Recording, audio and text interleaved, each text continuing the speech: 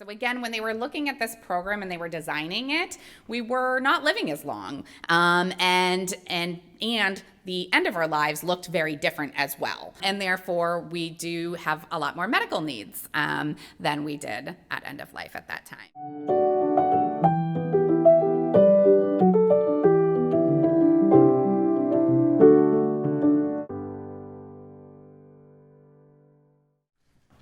Hi, how you doing? Uh, good. So as we mentioned, I work over at the Council on Aging or the Senior Center. So I will be available to you hereafter this presentation. If you have any follow-up questions, want any follow-up meetings, this is just a part of what I do. So I'm also a licensed mental health counselor, a registered art therapist, a certified dementia practitioner, and a death doula.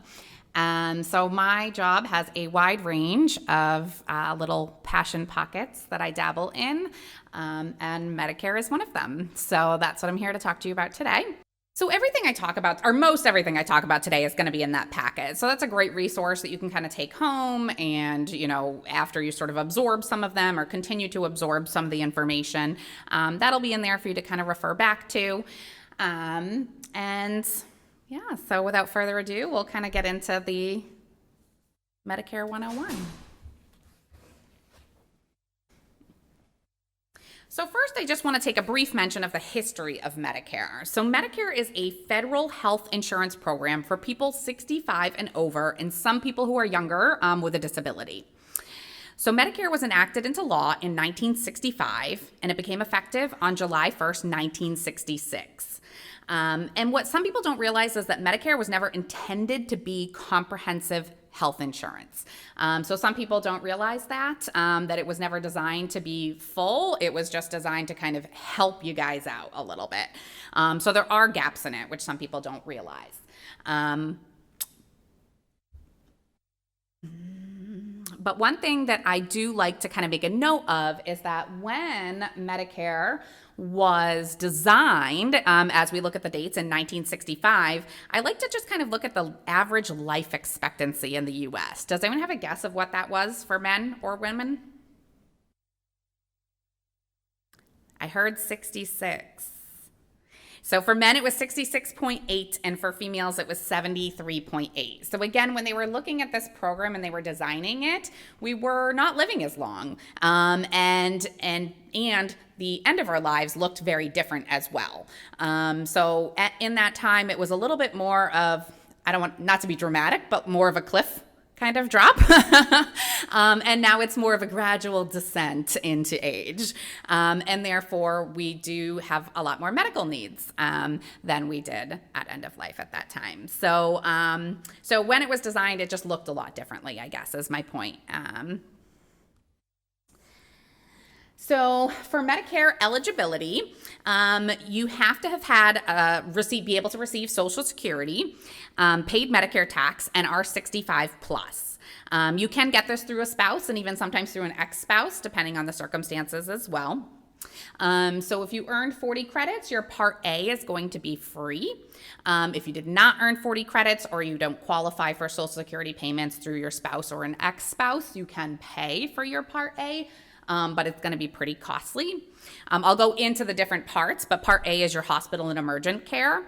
And so if you had 0 to 29 credits, you're going to be looking at around $518 a month for your Part A. 30 to 39 credits, about $285. If you received Social Security disability for 24 months, then you're automatically going to become eligible for Medicare.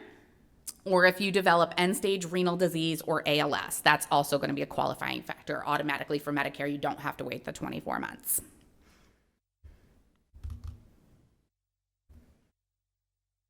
So here I'm going to go into the different categories of Medicare: Part A, Part B, Part C, Part D. I'm sure you've kind of heard all of that. And even in other states, they have more different parts and more different letters. So sometimes that's a little hard because you're like, sometimes they have people come to me and they're like, well, my best friend down in Florida says Part F is the best. And I'm like, we don't have that here.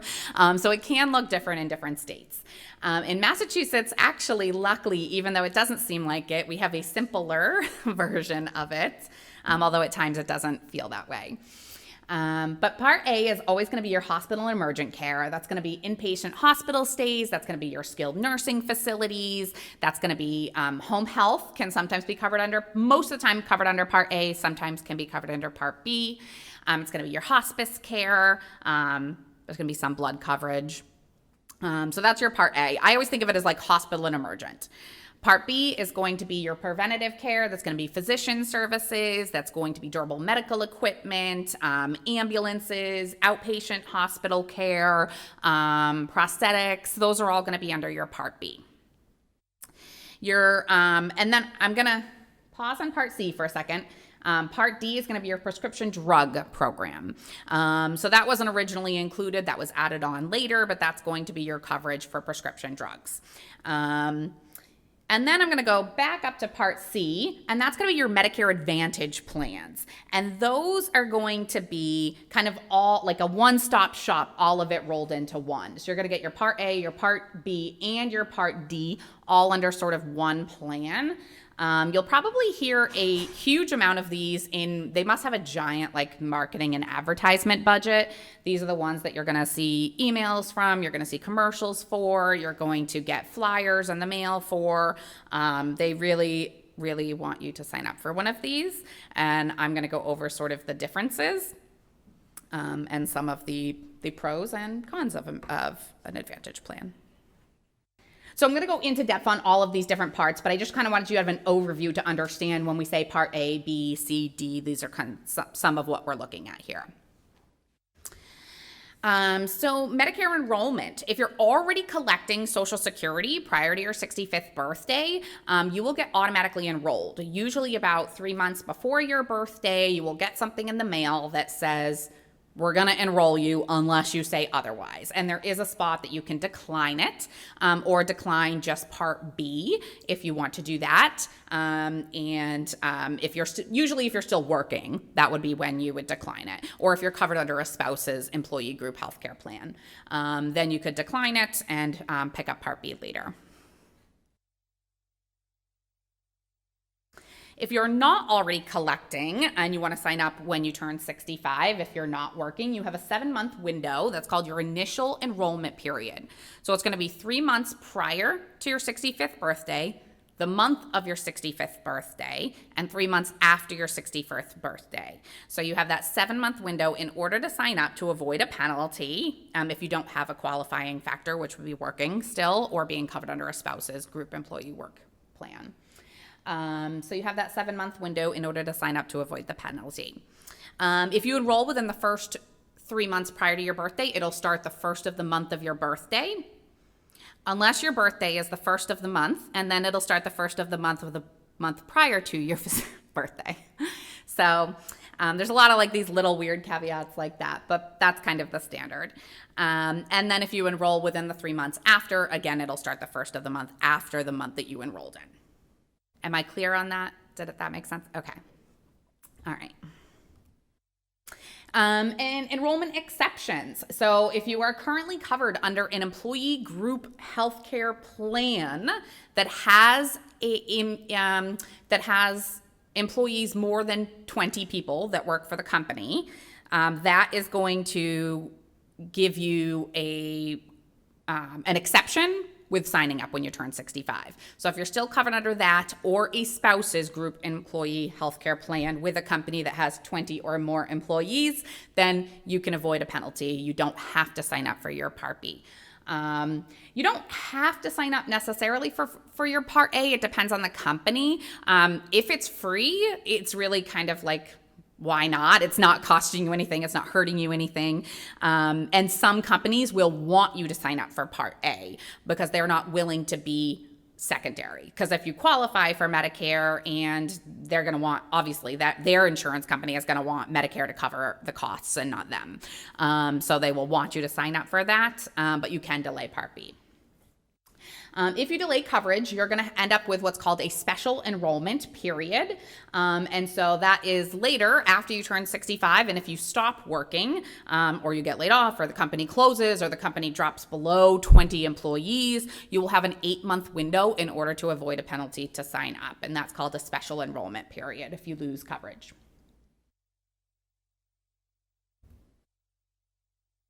So where to enroll? So you would enroll with Social Security. So you cannot do it in person anymore for some reason. That's a recent change. But you can do it online at ssa.gov. If you are signing up for Social Security and Medicare at the same time in the Social Security application, it will ask you if you also want to sign up for Medicare, and then you don't have to then additionally do a Medicare application as well. So you can do it all in one foul swoop. If you're already collecting or you're not going to collect Social Security, but you want to get on Medicare, you can sign up for Medicare A and B on their site. Or if you've delayed Part A and you want to pick up Part B, there is also an option on the website to sign up just for Part B as well. You can do it over the phone with them too, but it's like a phone appointment, so you have to call, wait on hold for like a few hours or so, and then make an appointment like, a few weeks from that, and then you do it over the phone with them. So it's a process, but you can do it over the phone. Unfortunately, they don't let you do it in person anymore, so this is really the most efficient option. So just to kind of give you an idea, like that's a screenshot of if you wanted to sign up for Part B only. So it's pretty user friendly. It's not too difficult. You can see that option as well. And then you'll also see where to sign up for Part D. I do not recommend signing up for Part D on the website. You actually can't. So you can't do it on ssa.gov. You can do it on medicare.gov, but you have to have your Medicare number in order to sign up for a medicare.gov account. So if you sign up, you get your Medicare number in the mail, and then you can create an account on medicare.gov to sign up for your Part D. And I'll talk a little bit more in-depthly about that as we move on. But even when people would go in person, or if you talk to them on the phone, I don't recommend signing up for a Part D, even though they could put you in one. They're probably just going to put you in like anyone, and it may not be the most affordable one, because a Part D is going to be based on the prescriptions that you take. And so you're going to want something that's going to be the best option for you, and they're probably not going to take the time to do that with you. So just to kind of go over the typical costs, again, Part A is going to be free if you qualify for Social Security. And if not, I'll talk about those as well.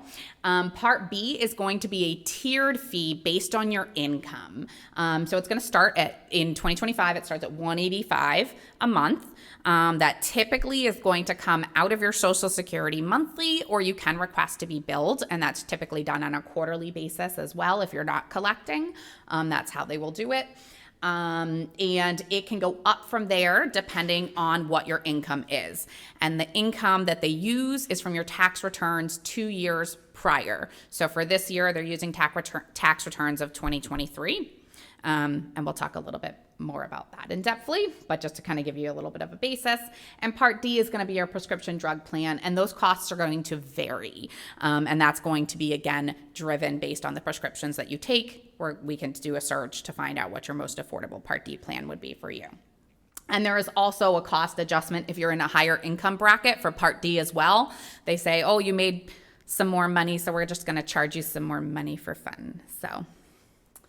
And then Part C, many of them are going to have zero premium plans. So they make it sound like they're no cost, but that's actually not entirely true, because you're still going to have your Part B. So a lot of times they make it sound like you have no costs, but you always have your Part B. Everybody, whether you go with original Medicare or a Medicare Advantage plan, is going to have that cost of a Part B, unless you qualify for a low income plan. And I'll talk about those a little bit. But just to kind of clarify that zero premium. So Part A, for qualifying individuals, again, is free. If you did not earn 40 credits for 2025, we're looking at 0 to 29 at $518 a month, 30 to 39 at $285 a month. There are low-income qualifying plans that will actually cover that as premium as well. So if you don't qualify and you're low income, I just don't want that to be a deterrent from there. There's possibilities to help with that. So this is going to be in your packet. This is going to be on your second page of your packet. And this is just a cost breakdown. Again, as I said, your Part B is going to be tiered based on your income. So you're going to see that in greater detail on that second page of your packet. So again, we're looking at typically for any individual that makes 106,000 equal to or less than, or a couple with 212, you're going to fall into that first category of the 185, and there'll be no adjustment for Part D. If you're in a higher income bracket, you'll see that Part B go up. And now that's per person. Medicare is completely separate for spouses.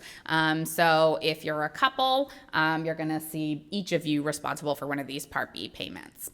As well as a Part D. Now, in retirement, we sometimes see a large income differentiation, if that's a word, from when you retire and then maybe the 2 years prior. So there is something at Social Security called the life-changing event form. So if you know 2 years ago your income was much higher, but now in retirement it's going to bring you down into one of the lower brackets, you can fill out this form. Again, it's called the life-changing event form. It's with Social Security, and they will base it based on your current income versus the 2 years prior. So in retirement, that's when we kind of see usually those big income shifts at times.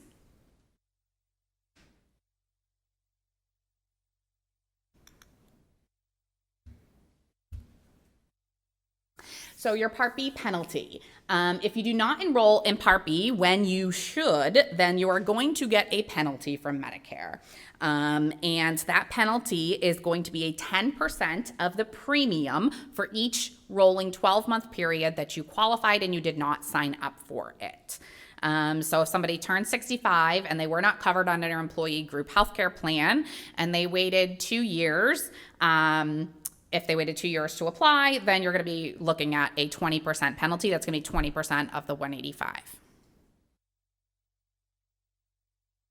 So that's an additional $37. So Part D is going to be your prescription drug plan, and the cost will vary depending on what your prescriptions are. So I'm going to show you a little bit of that. So this is where you would sign up under Medicare.gov. This is what the website looks like. It's actually super user-friendly. You can do a search without your Medicare number. So you can go in, you'll see under Find Healthcare Drug Plans now. You can click on that. You'll enter a few pieces of small information, and you can do a search. You type in your prescriptions, the dosage, capsules, tablets, however you want to fill that out with your information, and it'll come up with the most affordable plan for you based on premium and estimated copayment costs. So every year, Medicare and the pharmaceutical companies and the pharmacies redo all of their contracts. So this changes yearly. So this is something that I do recommend people look at during open enrollment, which is going to be October 15th to December 7th every year, is a good idea to look at your Part D plan. Some years there's very little shift and you might go many years in the same plan and be fine. But sometimes what we see is somebody went into the Social Security office 20 years ago, they dumped them into a Part D plan. They didn't realize they had any option. And then all of a sudden, 20 years later, they're paying astronomical prices when, we could save them hundreds of months in a different plan. So that's a good thing to kind of peek at. And if you log in and you create a login with your Medicare number, what's nice is it saves all your information. So then during open enrollment every year, you just go in and you can shift any information that has changed. So any prescriptions that have been added or taken off or a dosage change, you can just kind of edit that information so you don't have to it's especially helpful for people that are on a lot of medications. You don't have to do that. So I inevitably always get the question, and I'll show you, that's just an example of a drug list of a search so you can kind of see the stuff. If it has a generic, it will ask you, and then depending on how you feel with your physician, you can keep the generic or keep the brand or add the generic name to it. And that's just an example of what the search results look like. This one on the left is going to be one with no drugs. The one on the right is going to be based on the plan the one on the right is the plan with no drugs. The one on the left is the plan with the example drug list I gave you. And it'll give you what the monthly premium is going to be. It'll give you what the deductible is going to be. And it'll give you, most importantly, the estimated yearly cost, both of premium and copayment. This is not in your packet, correct? This one is not. No, this is from Medicare.gov. So these are just screenshots I took of sample drug lists that I ran. So that's just an example. The reason that I put the no drug plan in there is because I inevitably get a question that's like, well, I don't take any prescriptions. Do I need a Part D? And the answer is yes. And the answer is yes, because if you don't take a Part D, when you qualify for it, you're going to get a penalty.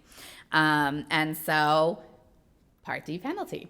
To avoid a penalty for late enrollment, you have to have credible coverage as defined by the coverage that's at least as good as standard Medicare Part D benefits. So sometimes I get people who are maybe offered a retiree plan from their company that offers prescription coverage. If that's the case, I tell them to get something in writing from their retiree plan that says they offer prescription credible coverage. They'll know what you're talking about if you ask for it, or they should. If not, maybe pick up a Part D. And people that are on no medications, inevitably, if something happens and then they go to pick it up, then they're going to have the penalty. It's not a huge penalty, but it can add up quickly, and it is for life. You can't get rid of it.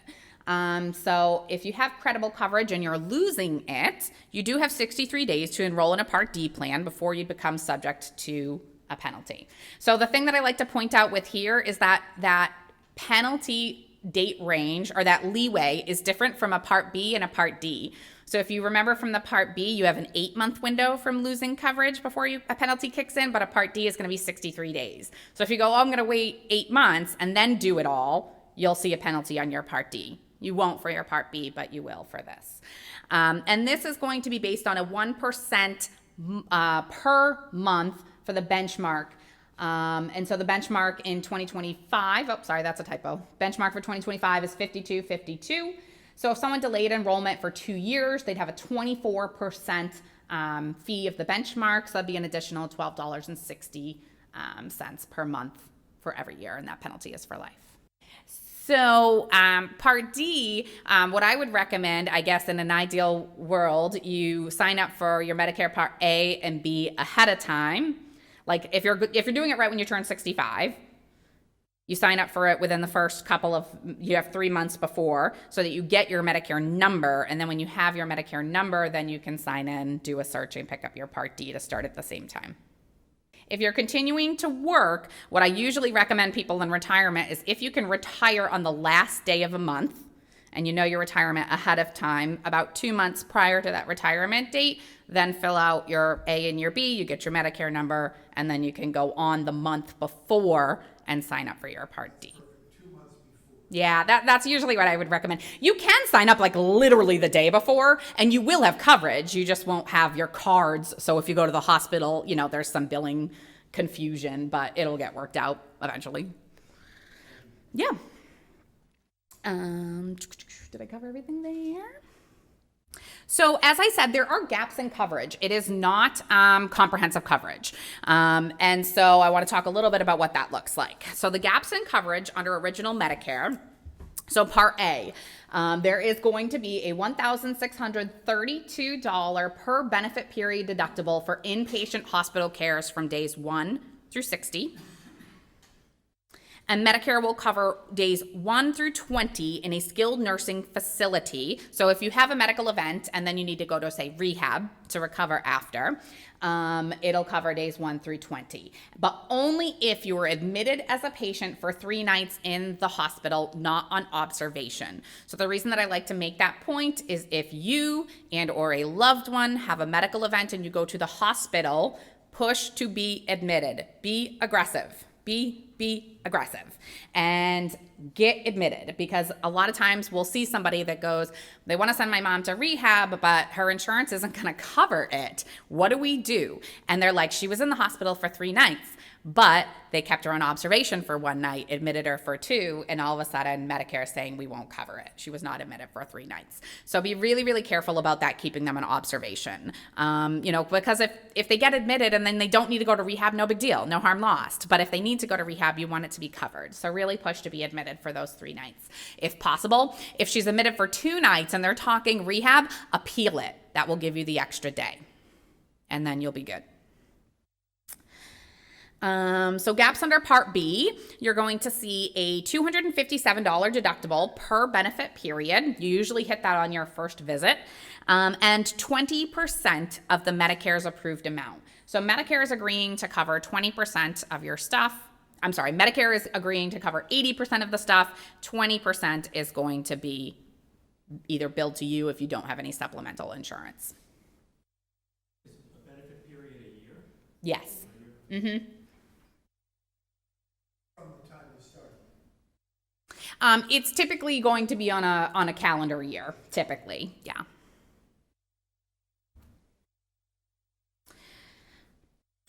The other things I'd like to mention for gaps is that Medicare does not cover vision, hearing, or dental. So some people are kind of surprised at that, but they don't, unfortunately.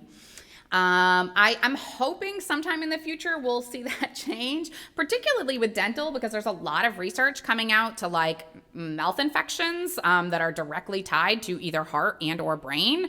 So that's a huge correlation with your health. So I am hoping that will change, but changes with Medicare are very slow paced. And another thing that I like to kind of just let people know of that they're sometimes surprised about is that Medicare does not cover an annual physical either. So again, if you know you're going to be retiring, I usually like to tell people to get your vision, get your vision checks, get your hearing checks, get your dental stuff if that's covered, and get your annual physical in. If you can kind of time that right, if you're in retirement and you have that benefit, that luxury of time and planning, I would definitely recommend to do that. People are just a little bit surprised about that. And there's a couple things I do. Another kind of just personal plug here with the hearing. That's one that I really, really, really want everybody to take care of. Of course, I want you to take care of everything. But for some reason, people are very reluctant to get their hearing checked. And even when they know they might need some assistance and support, there's a resistance to that. But I highly recommend it because there's a huge correlation with not taking care of your hearing and your cognitive decline in later life. So please take care of your hearing so that your brain can be super healthy for a very long time. And the annual physical, so they're not going to cover like regular lab work that usually get done at a yearly physical. They will not cover that.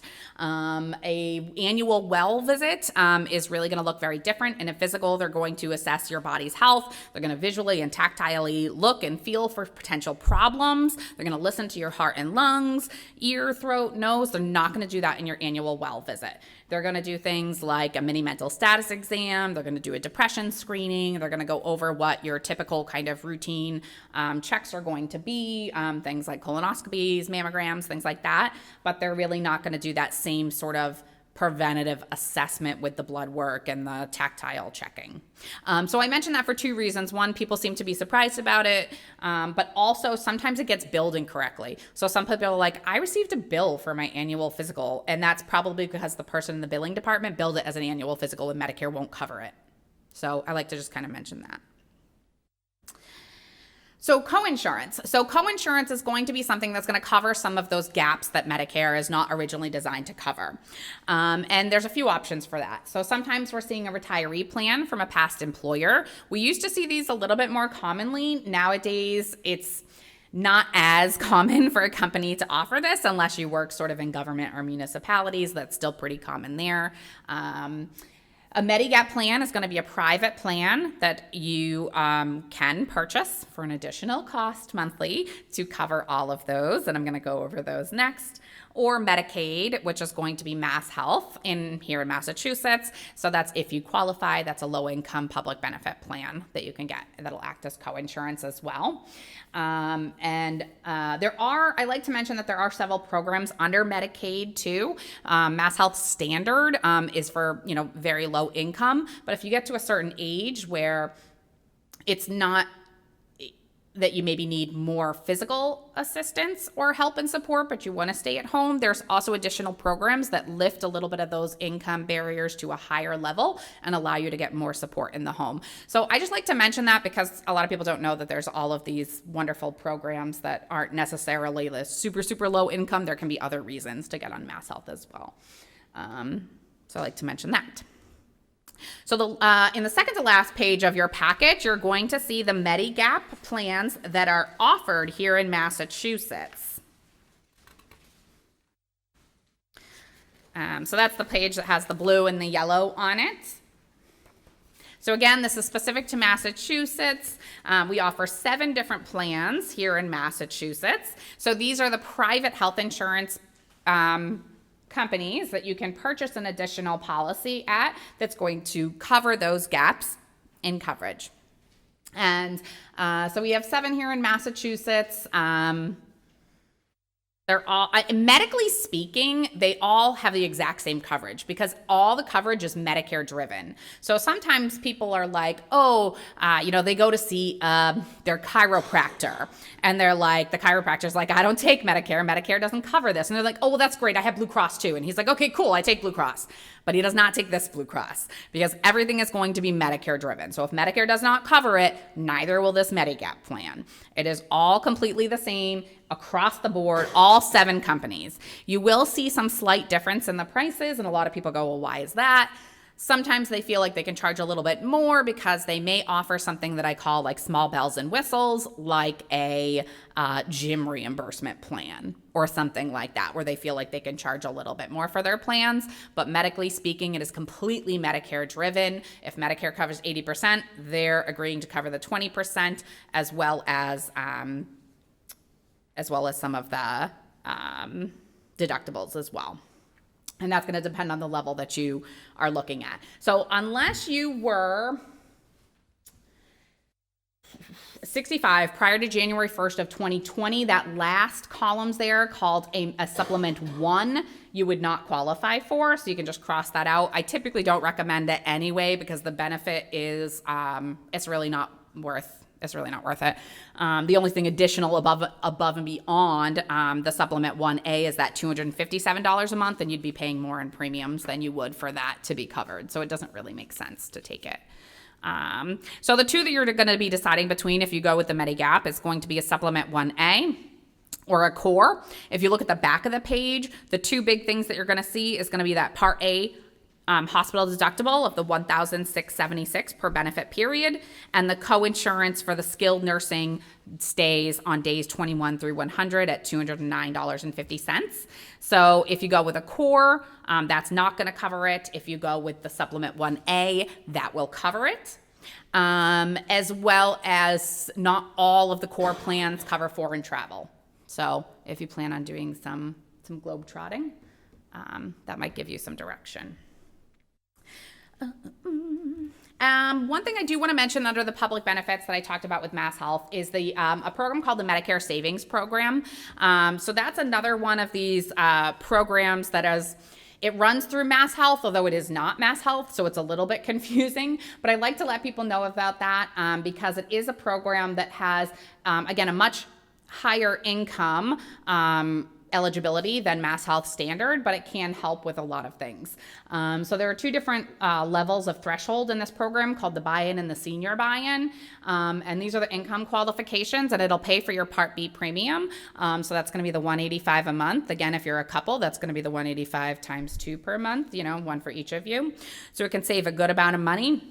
In the senior buy-in level, it can also act as co-insurance as well. Although I do warn people that some providers are not very educated about this program, and so you may get some pushback from them about using it as co-insurance. But it is a federal regulation that if you qualify for this program, they cannot bill you for co-insurance nor co-payments. But sometimes you just have to kind of fight a little bit for it. And it'll also qualify you for a program called the Limited Income Subsidy, which is going to put a cap on prescriptions. So if you have expensive prescriptions, it can help you keep those costs low too. And there are no asset qualifications for this, income-based only. So that's also a good thing. So with this program, it's going to be current income. This program's current income. It's really easy application. It's like 1 page. Compare it to like any other program at Mass Health. It's super simple. It's super quick. They ask for 0 documentation. You mail it in a couple weeks, you're on the program. It's fantastic. I recommend it. Anybody that qualifies for this, I recommend they do it.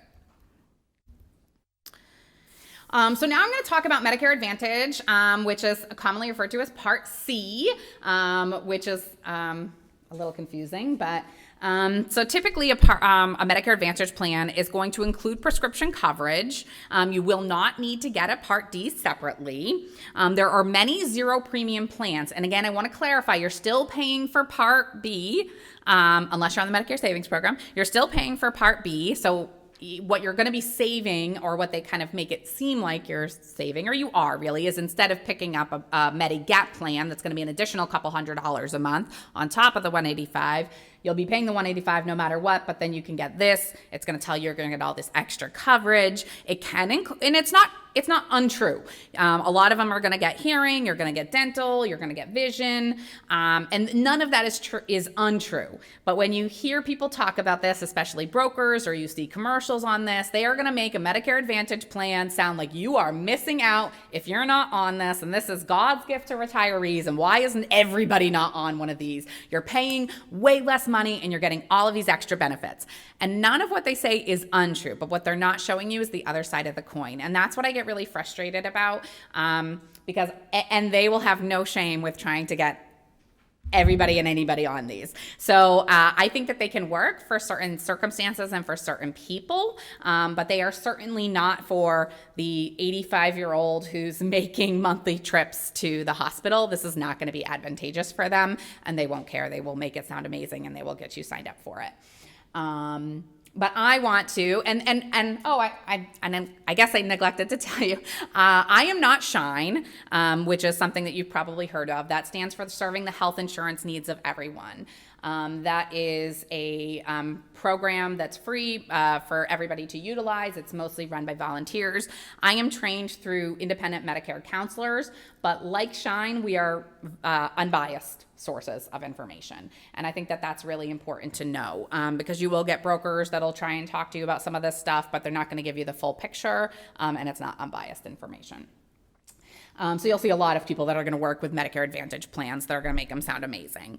But I'm going to go over what I like to call the 3 big differences with it, because some people hear one of those and they're like, that's a deal breaker for me. I know that's not for me. So from now on, I'm going to call original Medicare with a supplemental. That's going to be if you have Medicare A, B, Part D, and you pick up a Medigap plan. We're going to call that original Medicare with a supplemental. And Medicare Advantage, that's going to be your one-stop shop, everything rolled into one. All doctors take original Medicare, and you do not need referrals for it. So you can see whoever you're currently seeing. If you have a cardiologist you love, that's great. They're going to take this. If you want to go see, have PT, you do not need a referral from your PCP. You're going to see what your Medicare covers, and you're going to be able to go directly to them and get the support that you need. Medicare Advantage plans are going to function on an HMO and a PPO basis. So this is the type of insurance plan that we always, have known our whole lives, basically. They're going to be plans. People are they're going to have doctors that are in network or out of network. So some people say, I really love my cardiologist. If you really love your practitioners, you're going to want to make sure that you pick a Medicare Advantage plan that they're under. And sometimes that can take a little bit of a legwork, because sometimes, these are all of this is, 21 different pages of Medicare Advantage plans. So when you are looking at these, if you're considering them, I will tell you to go look at the plan that you're considering, call them, get a list of their practitioners, or see if your doctors that you love are going to be under that plan. Because a lot of times people call the person at the front desk and they go, there's 5 Blue Cross Medicare Advantage plans. They go, yeah, we take Blue Cross, but they don't realize that it's a Medicare Advantage plan. And they could take 3 of the Medicare Advantage plans and not the other 2. So it's very, very particular. I would definitely recommend to speak with someone in billing, and even like a manager if possible, somebody who really, really knows what they're talking about, as well as calling the plan. Because I get a lot of calls where they're like, I checked and they said that they were in network, and now I'm getting all of these bills and these co-payments, and what is happening? And it's just because they probably didn't talk to someone who is really knowledgeable and verify that. And you will need referrals as well. So of course that, the PPO, you can go out of network, but you're going to see higher co-payment costs as well. With original Medicare, you're going to see larger premiums with a Medigap. So again, you're going to see that additional, around $200 a month if you're going with a supplement 1A popular plan. You're going to see those costs. Where a Medicare Advantage, you're going to have a lot of zero premium costs. But but you're going to know your costs up front and there are going to be no co-payments. So if you pick up original Medicare with a supplemental, you know what your premium costs are. You're going to pay that $257 deductible on your Part B a year, and you're going to see no co-payments or costs after that. You could have a medical emergency, take an ambulance to the hospital, get surgery, go to rehab, go to PT, twice a week for 6 months. You're not going to see any costs above and beyond what you've already allotted and budgeted for. With a Medicare Advantage plan, you're going to see a lot of zero premiums. So again, it's going to be a lot less upfront costs, but there are going to be co-payments for all of those things that I just mentioned. So if you have a medical emergency, there's going to be a co-payment for the ambulance ride. There's going to be a co-payment for the hospital stay. There's going to be co-payments for your PT, for your labs, for your x-rays. You're going to see co-payments. And so that can add up quickly. And it's unknown. There is max out-of-pocket costs on all Medicare Advantage plans. So you will know sort of what your catastrophized worst case scenario amount could potentially be, and plan for it if you want to kind of roll the dice, right? If you're a risky person and you're like, I'm 65, I'm super healthy, I prefer holistic medicine, and I rarely go to the doctor, so why am I going to pay an extra $200 and something a month for this Medigap plan? That could work if you're comfortable with that. So again, I don't think that they're I don't think they're all bad. I think you just have to know what you're getting into, plan for it, and be comfortable with that kind of risk. The other thing is travel. So original Medicare with a supplemental, especially a 1A, is going to be very well covered for travel. Medicare Advantage, that is not the case. And when I say travel, I don't even mean like globe trotting. Like the Medicare Advantage plans are by county. So if you have a house out in the Berkshires, or you have a kid that lives in New Hampshire, you like to travel up to Acadia a couple times a year. Hospital emergence always going to be covered, but anything above and beyond that, you're going to see some pretty high costs for.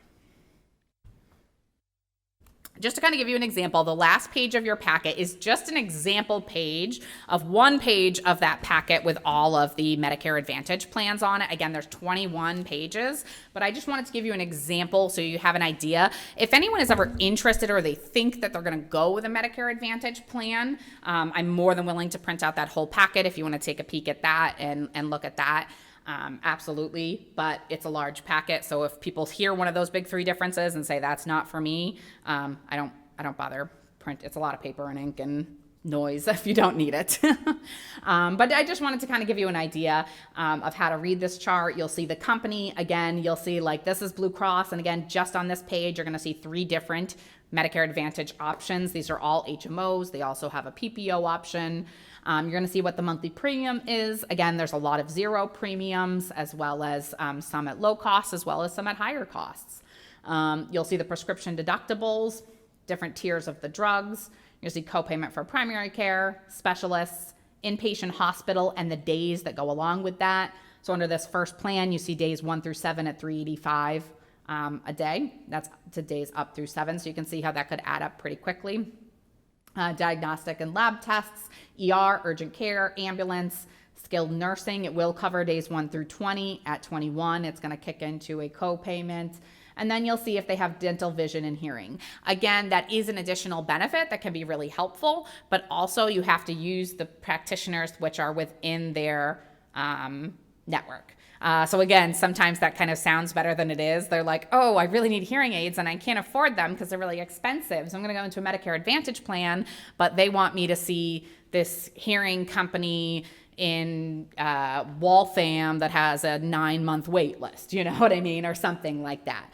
And I'm not saying that's always the case. I'm just saying it's something to think about. It sounds easier sometimes than it is in real life. But that's just a little example of the Medicare Advantage plan and kind of how they function. You'll see over to the left, you'll see sort of that, what they call the OOP annual max. That's the out-of-pocket annual max. So that's the most in a sort of a medical catastrophe worst case scenario that you could spend during that benefit period. So some people who are more comfortable with the risk and they are comfortable rolling the dice. They don't think anything medical is going to happen. They want to save the money and they see that annual out-of-pocket cost and they go, okay, I've put that money aside, I'm planned for it, I'm going to save the money because I think I can do this for a few years without any big medical complexities. I'm going to save myself a ton of money. And worst case scenario, I run into something like that. I have the out-of-pocket annual max set aside to cover myself. And then during open enrollment, I'm going to bump over to a Medicare original with a supplemental. You can do that. So I just did this like little bit of numbers out for a medical emergency. So this is just kind of a case scenario to kind of play with the numbers here. And so I used this particular Medicare Advantage plan that we looked at on the sheet. I think it's the first one on the sheet. So if you have a medical emergency, go to the hospital for 5 days, you're looking at $1,925. You go into rehab for 30 days, you're looking at that copayment for above 20 days at $2,000. PT twice a week for 4 months, you're looking at $640. With that Advantage plan, you're going to be looking at $4,990, which is still under the out-of-pocket annual max. If you had original Medicare with a Supplement 1A and you had already met the $257 annual deductible, you wouldn't have no bills. You would have none of that, but you would have paid $2,546.76 in the premiums for the year. So you can see it's a lot of savings in that case. But if you have no medical emergency, you're going to see a lot of savings in the Medicare Advantage plan. I did it with a core as well, just to kind of see. So if you want to save yourself in some premiums and have some coverage, but with that, you're going to see that hospital deductible of $1,676. You'll still see some cost for rehab at the $2,095. Your PT will be totally covered, and that would be a total of $3,771, so less than the Medicare Advantage plan, but you would have still paid $1,557 in premiums. So actually your grand total cost is going to be higher than the Medicare Advantage plan on the core at $5,328. So a retiree plan is going to function like a Medigap, but the thing about a retiree plan, which is nice, is that it could have additional benefits. So a Medigap plan, it is completely Medicare driven. So if Medicare covers it, they're stepping in with the additional 20%, they're stepping in covering the supplementals, the deductibles. So they'll cover that. But with a retiree plan, you could have additional benefits in the retiree plan above and beyond what Medicare will offer. So that's like the nice thing. And so I would speak with someone in like your HR, your payroll, your county retirement, whoever that might be, to see if you can get like a copy of what those benefits are, because a lot of times they may cover like chiropractor or acupuncture or like things like that Medicare ain't gonna touch, but they could potentially give you some of that benefit. Yeah, so if you have a retiree plan, a lot of times it makes sense to just go with original Medicare with a retiree plan, check into prescriptions. If they cover prescriptions, get the letter of credible coverage just to make sure you're covering all your bases. That's a pretty good setup. Open enrollment. So Part D and Medicare Advantage plans are subject to open enrollment every year, which is going to be October 15th to December 7th. This is your opportunity to make any changes. And so that's going to be to your Part D plan, also to your Medicare Advantage. Medicare Advantage also has their own open enrollment from January 1st to March 31st. They also have, if you're just turning 65 and you sign up for a Medicare Advantage, they have a special disenrollment period for a 12 months, for the first 12 months after, if you sign up for Medicare Advantage and you go, that wasn't for me, you can jump out of it within that first 12 months from 65 to 66. And Medigap plans are private and they are not subject to open enrollment. So those can be picked up and dropped at any time. So really, I don't see that a whole lot. But like I had a woman who had dual eligibility for Medicare and Mass Health, but she had family in Canada and spent a month up there every year. But obviously Mass Health is not going to cover anything that happens there. So she would pick up a Medigap plan for the month that she was up in Canada for the travel purposes and then drop it when she got home. The only time that I really see a lot of change is if they're having frustrations with like customer service and their neighbor told them Blue Cross was better than United at picking up the phone or something like that. But you can. Okay. Well, thank you all so much for joining me today. I really appreciate your presence here. Thank you.